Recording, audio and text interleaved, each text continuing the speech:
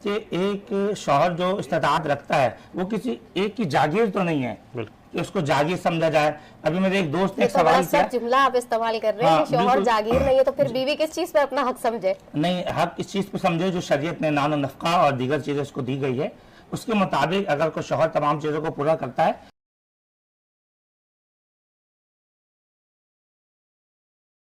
बिस्मिल्लाहिर्रहमानिर्रहीम।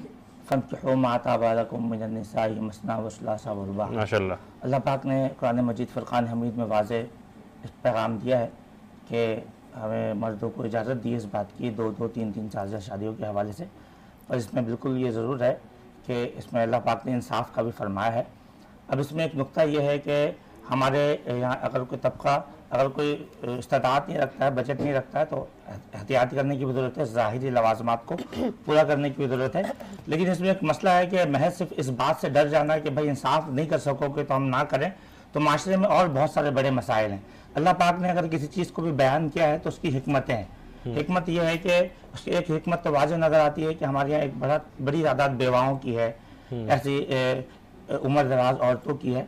तो अब क्या किसी कमारे लड़के को हम अगर रेफ़र करते हैं कि जनाब इस बेवा से शादी कर लो, तो उसके घर वाले यकीनन इजाज़त नहीं देंगे। और जो शादीशुदा मर्द हैं उनको तो आज फी ज़माना वाजिबुल क़त्ल की मतरादिफ है तकरीबन कि अगर उसने ये सोच भी लिया तो उसकी जुर्रत और को सलाम है। तो कहने का मतलब है कि आज फी ज़माना हालात तो बड़े अलग हैं इस हवाले से, और बहुत जुर्रत वाली बात है। और उसको अगर आपकी दूसरी बात की तरफ आते हैं कि अब पहली बीवी से इजाज़त का मसला शरई कानून के मुताबिक ऐसा कुछ भी नहीं, इसके अंदर इस्तेताअत है और जो इंसाफ कर सकता है उसे करनी चाहिए। लेकिन क्या यहाँ पर दिलजोई की भी कोई अहमियत नहीं है? क्योंकि यकीनन किसी भी बीवी के लिए बड़ी मुश्किल बात होगी कि वो अपने साथ जो है वो कोई दूसरी ज़ौजा आपकी बर्दाश्त कर ले। जी बिल्कुल बिल्कुल, मैं इसको अपना ख़ावन की दूसरी शरीक हयात को बर्दाश्त, बिल्कुल प्रैक्टिकल मैं इसको लेके चलूंगा। मैं मिसाल देता हूँ, अल्हम्दुलिल्लाह मेरी 2 शादियां हैं। अल्लाहु अकबर, माशाअल्लाह, सुभान अल्लाह। मेरी दूसरी शादी हुई, असल में वो कहते हैं मोहब्बत में कुछ तो जुनून के आसार होते हैं और कुछ लोग दीवाना बना देते हैं। मेरी 4 बहनें हैं। ऐसा हुआ कि मैंने ये देखा कि मैं 4 दिन तक अपने ड्राइंग रूम में बैठ गया। मैंने कहा डेरा जमा कर बैठ जाओ, क्योंकि अभी मेरी बीवी अल्हम्दुलिल्लाह बहुत दीनदार, बहुत ज़बरदस्त खातून है, और उन्होंने माशाल्लाह बहुत मुझे आपकी गुफ्तगू से भी और आपकी एक्टिविटी से भी और आपकी अंदाज़े तकल्लुम से भी अंदाजा हो रहा होता है कि किस तरीके से माहौल आपको मिल रहा है। वो ड्रेसिंग करके बाकायदा मेरे लिए निकाल के उनकी सिलेक्शन होती है। वाह वाह वाह वाह। तो बात ये है, हालांकि ये तो मोहब्बत है, सुन्नत है। तो मामला ये है कि मैंने ये देखा कि भाई हमारे मामला तो बिल्कुल सेट थे, जैसे कि बहन ने सवाल किया। लेकिन एक दफ़ा ऐसा हुआ कि मेरी दूसरे दिन मेरी 4 बहनें हैं माशाल्लाह।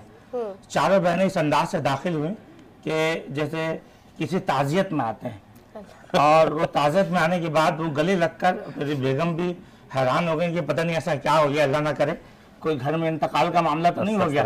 तो मामला ऐसा हुआ कि उनको मेरी बेगम ने मेरी तरफ देखा, मैंने उनकी तरफ देखा। खैर उनको उनकी सारी बातें सुनी।